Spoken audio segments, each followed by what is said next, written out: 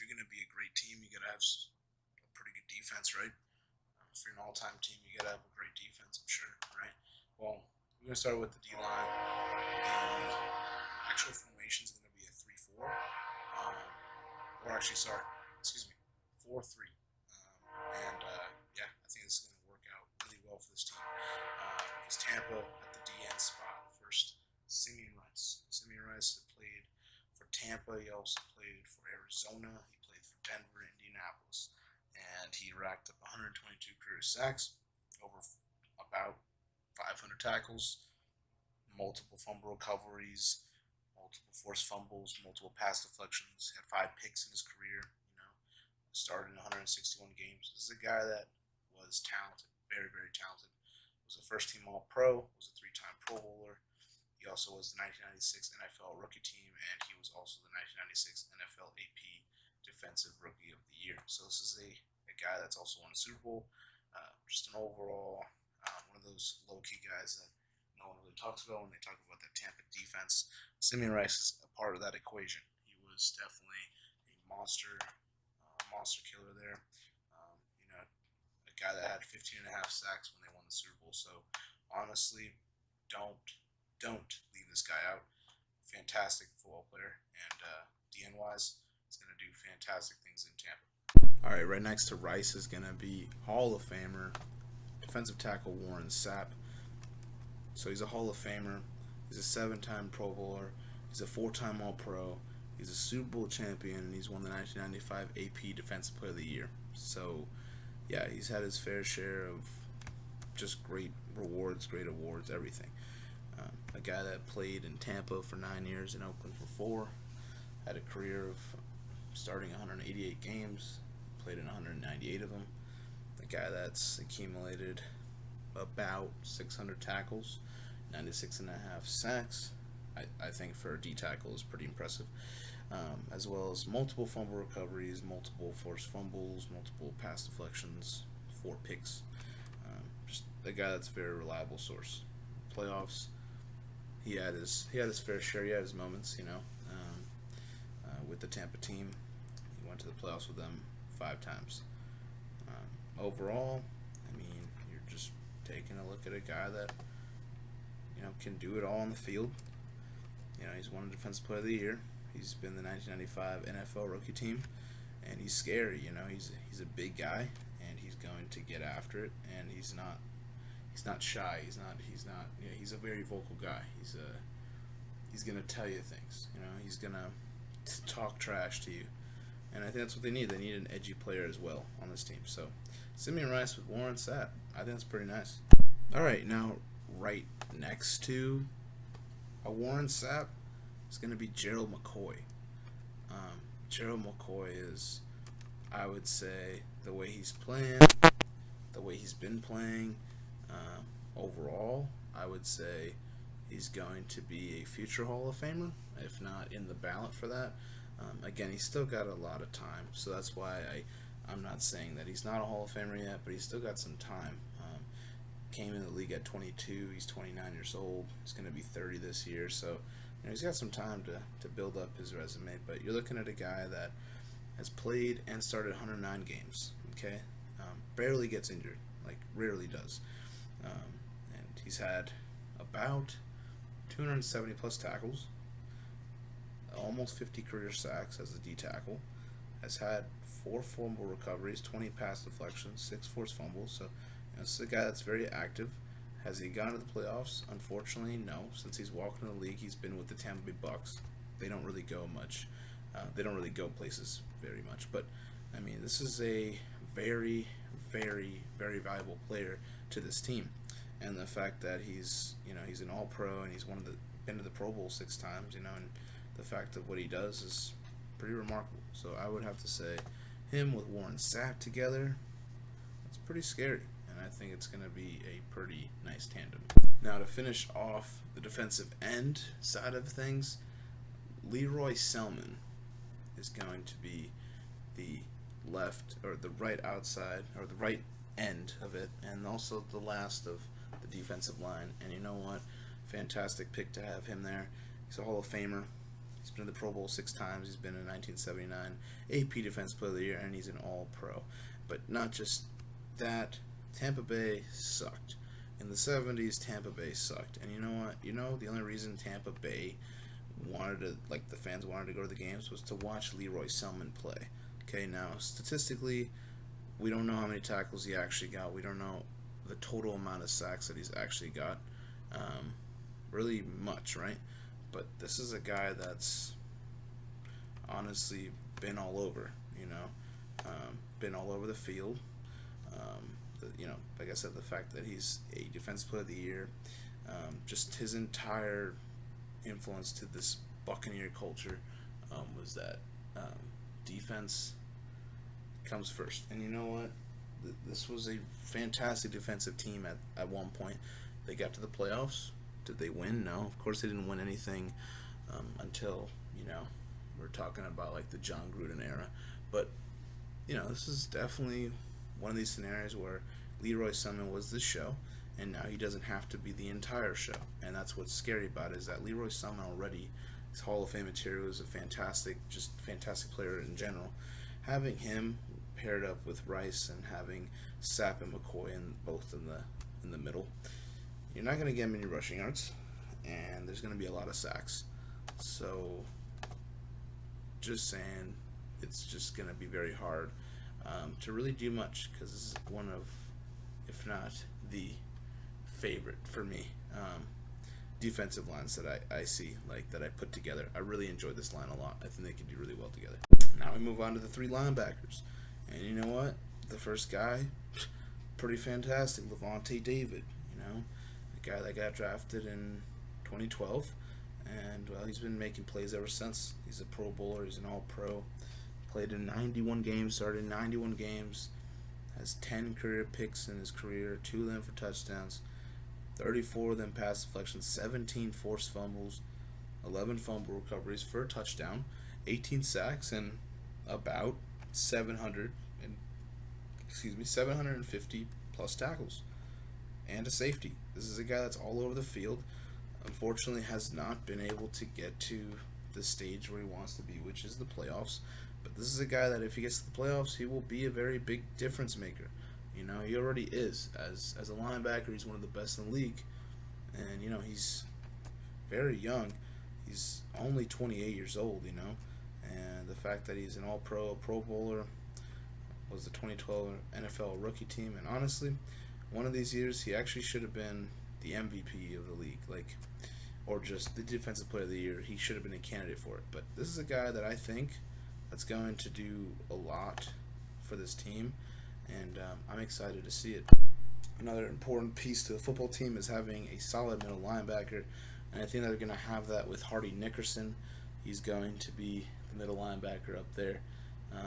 He's a 5-time Pro Bowler, he's a 2-time All-Pro, and he played in Tampa for 7 years, Pittsburgh for 6, Jacksonville for 2, and Green Bay for 1, and he did play with Warren Sapp, so he knows around the system, and he's got teammates that he knows, so I think he'll flourish with having the same teammates that he's seen before. But this is a guy that's had over 1,500 tackles. People don't know much about him. 21 career sacks, 14 fumble recoveries, 19 forced fumbles, 9 pass deflections, 12 picks, and he played in 200 games, 225 and started in 200 games.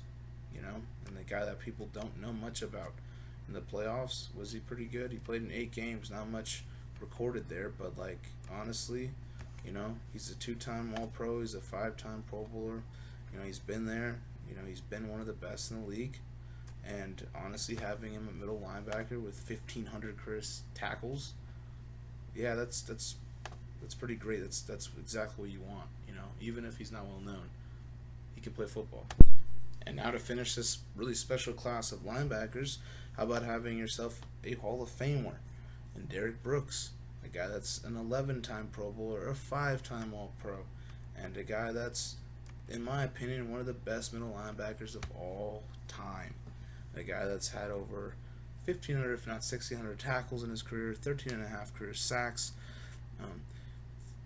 1 fumble, 4 fumble recoveries for a touchdown, 24 forced fumbles, 60 pass deflections, 25 career picks for 6 touchdowns. You know, played in 224 games, started in 221 of them. Rarely got injured, like rarely, like never got injured.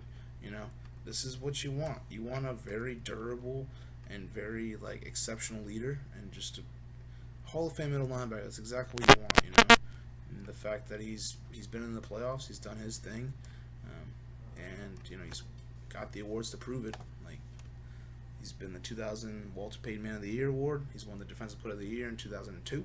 He's been the 1995 NFL Rookie Team. He has 11 Pro Bowls under his belt. He's got 5 First Team All Pros. He's exactly what you want. He's exactly what you need, and he's won the Super Bowl. Like he knows how to get to the big games. He knows exactly what to do, and I think having Hardy Nickerson with Derek Brooks there, oof, and Levante David, this is a really good linebacking core. So I think this is going to be a pretty dangerous defense. And we haven't even gotten to the secondary yet. All right, now we got to finish the secondary. How about corner Rondé Barber?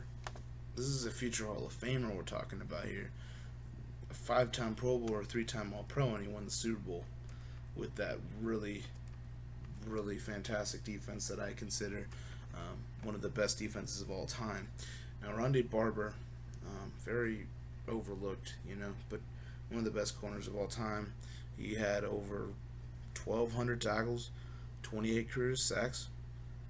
He had 15 forced fumbles. He had a fumble. He had 12 fumble recoveries, 4 of them for touchdowns. He also had 166 pass deflections, 47 career picks, 8 of them for touchdowns, 241 games that he played, 232 that he started. And overall, just, you know, he was pretty clutch when it came to the playoffs. If you remember that Eagle game against Buccaneers Eagles, he had a really, really clutch interception that got him the Super Bowl. Just an overall stud of a man. You know, like I said, 5-time Pro Bowls, 3-time he's been in the All-Pro, and he's one of those generational kind of corner, generational players. And like I said, you know, Tiki was fantastic. Rondé's going to be in the Hall of Fame, whether people like it or not, he's going to be a Hall of Famer. So, honestly, I'm excited to see the start of the secondary form. And Rondé Barber, that's the first. And that's the first corner there. Not many people are going to throw it towards his way. I just know Rondé's he's an elite corner. You know, he's one of the best corners of all time. So, having that under your belt, that's pretty nice. All right, now you're trying to go for the other side of the corner position, and you got Mike Washington over there. Mike Washington played for the Bucs all of his career, 1976 to 1984. A guy that started when he was 23, ended when he was 31. Unfortunately, is he durable? He's not like the best corner I've seen, of course. I obviously can't say everything because I haven't seen him his entire career. I haven't seen his footage, but from what I see, it doesn't sound too bad. 100 games he played, 97 of them starting, 28 career picks, 3 of them for touchdowns. So, you know, from the stats that they gave me, that's not terrible. So, you know, I honestly could say that, you know, he tried and he did a good job with it. So, overall, Mike Washington, I think, is going to be reliable. Is he going to get picked on? Yes, because they definitely don't want to pick on Rondé Barber, but I believe it's not a bad secondary. Rondé Barber with Mike Washington, not terrible. So, but Rondé Barber is the main guy. Free safety, got Cedric Brown. Cedric Brown played for the Buccaneers from 1976 to 1984. He also lasted from age 22 to age 30. So, all these secondary guys that were played in the 70s didn't really last long, which is kind of a shame. But, you know, like I said, I'm putting him there basically because of the statistical side of it. You know, don't have enough to be like, maybe he's one of the best, but at the same time, there's not many good secondary players that Tampa's ever produced.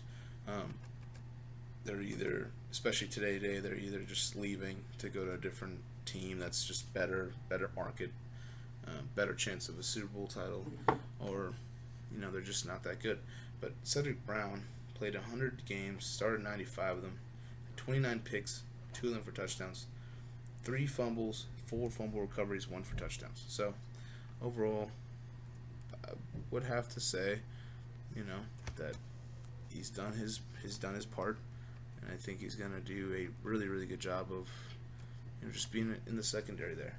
But I do believe that Rondé Barber and the strong safety that you very well know who's going to be, they're going to be the leaders of that entire defense, of that secondary at least. Because I think that's their only weakness right now on the defensive side, is that the free safety in the other corner position. It might be a liability, but I think they can get their own, they can hold their own. So I expect them to be a pretty solid defense. And that strong safety is going to be John Lynch. He's going to be the leader with Rondé on that secondary. They know best. They've won a Super Bowl. They've been to multiple Pro Bowls. They've been an All-Pro. So, yeah, I'm going to say yes. I think he's going to be one of those major leaders. John Lynch, in his career, played in Tampa for 11 years, Denver for 4, played in 224 games, started 191 of them, 26 career picks, 51 career pass deflections, 16 forced fumbles, 2 fumbles, 9 fumble recoveries, 13 career sacks, and over 1,000 tackles as a safety. Not bad at all. Playoffs, did a really good job. Overall, 9 Pro Bowls, 2 first-team All-Pros, and just one of those underrated strong safeties in the game, and a Super Bowl champ. So, a guy that knows what he's doing. He's very good at it. He's done it for a long time, and I believe that John Lynch is going to be one of those difference makers as well. Another X factor, another, just well-rounded Hall of Fame player in my mind. So, yeah, Rondé Barber, John Lynch, future Hall of Famers in the secondary of Tampa. That's looking pretty good. The kicker is going to be Matt Bryant. Kicker Matt Bryant, he's a Pro Bowler, one-time Pro Bowler, which to me is pretty impressive. But Matt Bryant played in Atlanta for 9 years, played in Tampa for 4, New York for 2, Indiana for 1 year, and Miami for 1 year. Played in 222 games. A guy that has a 99% extra point percentage. He made 520 out of 525. He also has an 85.8 field goal percentage, making 368 out of 429. He's made multiple 50-plus yarders. He's made multiple 40 to 49 yarders. And he's been that guy. And he's even punted it like 3 times. So overall, Overall, I think he's going to be the right fit for what they have. He's a Pro Bowler, and he's also a 2002 NFL rookie team. So overall, good start to the special teams. And yeah. All right, now punter is going to be Josh Bidwell. Bidwell was a one-time Pro Bowler. Played for Green Bay for 4 years, Washington for 1 year, Tampa for 5 years. So, yeah, like I said, just a guy that was pretty reliable. Played 148 career games. He had 742 punts for 31,710 punt yards. His longest punt was 68 yards. He only got blocked twice in his career, which is impressive in a 10-year career, with an average punt of 42.7 yards. And overall, he's not the best punter I've ever seen in the world, but he's not going to be the worst punter in the world, so gives him something there. All right, now the return man is going to be Clifton Smith. Clifton Smith is a one-time Pro Bowler.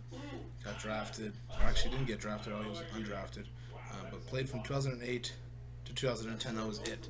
They really haven't had fantastic returners in Tampa's history, so this is going to be the guy. And he played 24 games. Punt return, he had 48 of them for 565 yards and 1 touchdown. For kick returns, he had 75 of them for 2,038 yards and 1 touchdown. So overall, I would personally say that he's going to do what he's going to do. He's a Pro Bowler, and he was the NFL rookie team of 2008. So, he's not going to be the best punt returner. That's going to be one of the weaknesses, but, should be able to get him something.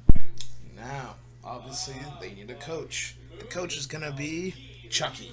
That's right, not really Chucky, but John Gruden. His nickname was Chucky. Just a guy that was just a hard-working coach, got up super early in the morning, all the time. read a lot of film, just taught his guys just fantastic things. I would say that he won the Super Bowl mainly because it was one of the best defenses.